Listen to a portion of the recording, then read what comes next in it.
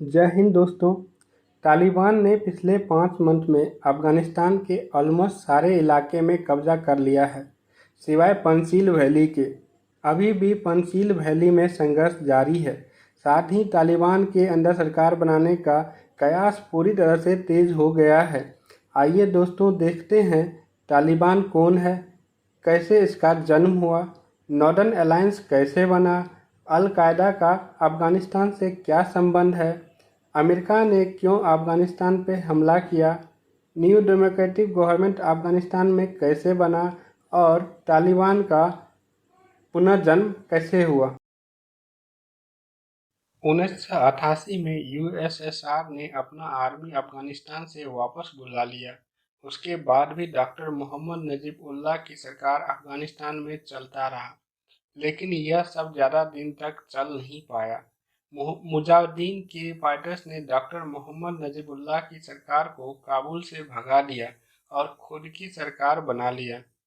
और साथ ही मुजाहिदीन ने अफगानिस्तान के लगभग 60% एरिया को कब्जा कर लिया था।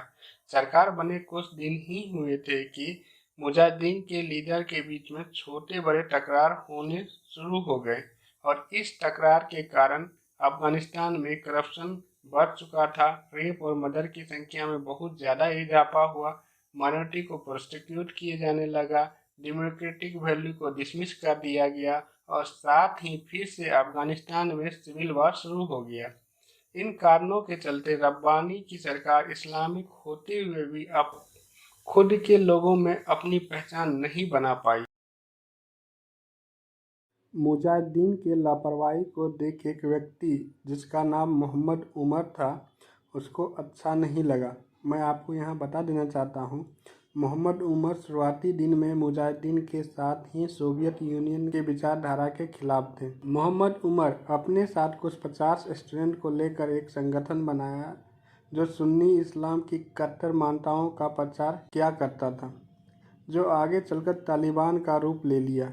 वैसे पश्तो भाषा में छात्रों को ही तालिबान कहते हैं, इसलिए उमर ने इस आंदोलन को तालिबान कहा। आने वाले कुछ महीने में हजारों की संख्या में पाकिस्तान एवं अफगानिस्तान के स्टूडेंट ने इस संगठन को ज्वाइन कर लिया। बढ़ते मैन पावर के कारण तालिबान कुछ ही सालों में एक नया ऑपोजिशन के रूप में अफगानिस्तान में उभर कर आया। इसी दौरान साउथ वेस्ट अफगानिस्तान में तालिबान का प्रभाव तेजी से बढ़ा और सितंबर 1995 आते आते हेरात प्रोविंस पे कब्जा कर लिया। इसके ठीक एक साल बाद तालिबान ने अफगानिस्तान की राजधानी काबुल पर कब्जा कर लिया, और काबुल पर कब्जा करते ही रब्बानी को सत्ता से हटा दिया और खुद की सरकार की स्थापना अफगानिस्तान में कर लिया। ठीक इसी साल रब्बानी ने नॉर्दर्न अलायंस फॉर्म किया, जहां 1996 में एक तरफ तालिबान ने अफगानिस्तान में अपना सरकार बनाया, वहीं रब्बानी ने north east part of Afghanistan में नॉर्दर्न अलायंस का फॉर्मेशन किया।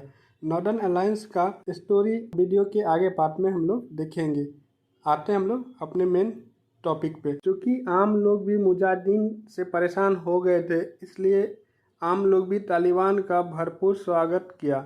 इसके फलस्वरूप तालिबान ने भी शुरुआती दिन में करप्शन पे कंट्रोल किया, रोड बनवाए, इंफ्रास्ट्रक्चर के अंदर बहुत काम किया, और कोशिश किया गया कि मुजाहिदीन गवर्नमेंट की कमियों को ख़त्म किया जाए। लेकिन ये सब कहाँ ज़्यादा दिन तक चलने वाला था, क्योंकि तालिबान संगठन का मुख्य उद्देश्य सुन्नी इस्लाम की कट्टर विचारधाराओं को लागू करना था। इसलिए तालिबान ने कुछ वर्ष के अंदर शरिया कानून लागू कर दिया, जिसमें पुरुषों के लिए दाढ़ी और महिलाओं के लिए पूरे शरीर पर ढकने वाली बुर्कों का इस्तेमाल जरूरी कर दिया गया। टीवी बैन कर दिया गया। वहाँ के लोग सिनेमा नहीं देख सकते थे, टेस्ट नहीं खेल सकते थे। 10 साल से ऊपर की लड़कियों की पढ़ाई बंद कर दी गई। महिला को अपने गार्जियन के बिना बाहर घूमने पर रोक लगा दिया गया। इस कट्टर कानून के कारण तालिबान पर मानवाधिकार के उल्लंघन और सांस्कृतिक दुर्व्यवहार से जुड़े कई आरोप लगने लगे, और साथ ही इनके अपने नागरिक इस भ्रष्ट कानून के विरोध शुरू कर दिए। इतना सब हो ही रहा था कि तालिबान ने बनियान में बने विश्व प्रसिद्ध बुद्ध प्रतिमा को भी 2001 में नष्ट कर दिया था। सारे इंटरनेशनल कम्युनिटी तालिबान पर बैन लगाना शुरू किए। ये सब होने के बाद भी पाकिस्तान, सऊदी अरबिया और यूएसई ने तालिबान को इंटरनेशनल लेवल पर रिकॉग्नाइज किया।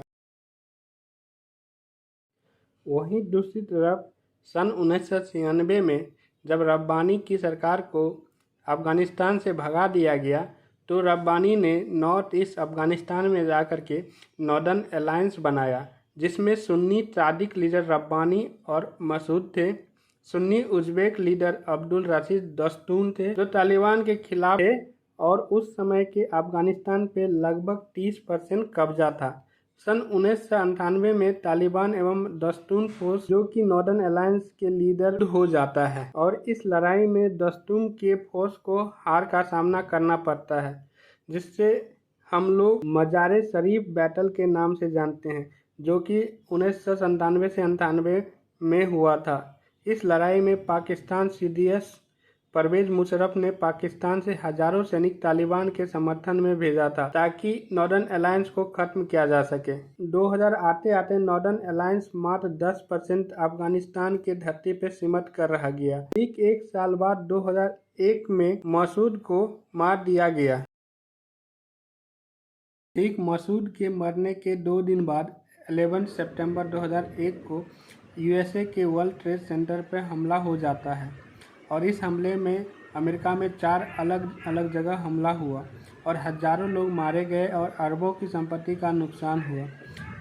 और इस हमले का responsibility Al Qaeda chief Osama bin Laden ले लेता है और साथ ही कहता है यह हमला यूएसए के खिलाफ बदला है। इसके बाद ही इंटरनेशनल कम्युनिटी का ध्यान तालिबान पर केंद्रित हो जाता है। इसके बाद अमेरिका ने 7 अक्टूबर 2001 को नाटो के साथ अफगानिस्तान पर हमला कर दिया और मात्र 2 मंथ में तालिबान की सरकार को अफगानिस्तान से निकाल दिया। दुनिया के सबसे बड़े तलाशी अभियान के बाद भी ओसामा बिन लादेन एवं तालिबान प्रमुख रहे मुल्ला उमर और उनके दूसरे साथी अफगानिस्तान से निकलने में कामयाब हो जाते हैं। तालिबान को सत्ता से हटाने के बाद अमेरिका ने हमीद करजई जो कि नॉर्दर्न अलायंस के लीडर थे उसको अफगानिस्तान का नया प्रेसिडेंट दिसंबर 2001 में बनाया। नाटो इन्वेजन के बाद भी तालिबान पूरी तरह से अफगानिस्तान में ख़त्म नहीं हुआ। धीरे धीरे तालिबान ने खुद को मजबूत किया। इसका नतीजा ये हुआ कि देश में असुरक्षा और हिंसा फिर से वैसा ही दिखने लगा जैसा 2001 से पहले था। 2001 से 2012 तक तालिबान ने खुद को मजबूत बनाया। उसके बाद सितंबर 2012 में तालिबान ने काबुल के नाटो कैंप पर हमला किया, जिसमें नाटो फोर्स को भारी नुकसान उठाना पड़ा। 2013 में तालिबान ने कतर में अपना ऑफिस खोला, जिसके बाद ही तालिबान और अमेरिका के बीच ऑफिशियल बातचीत शुरू हो पाया। 2015 में तालिबान ने स्वीकार किया कि संगठन के प्रमुख मुल्ला उमर की मौत 2 साल पहले हो चुका है। उमर की मौत के बाद संगठन का जिम्मा मुल्ला मंसूर ने निभाया। सन 2016 में मुल्ला मंसूर की हत्या अमेरिकी ड्रोन हमले में मई 2016 में हुआ। उसके बाद संगठन की कमान मौलवी हिबतुल्लाह अखुंजादा को मिला और अभी भी इनके कंधे पर ही तालिबान का जिम्मा है। 2020 दोहा एग्रीमेंट। अमेरिका एवं तालिबान के बीच पीस एग्रीमेंट फरवरी 2020 में हो जाता है। इस एग्रीमेंट के अनुसार 31 अगस्त 2021 तक अमेरिका अफगानिस्तान को पूरी तरह से खाली कर देगा।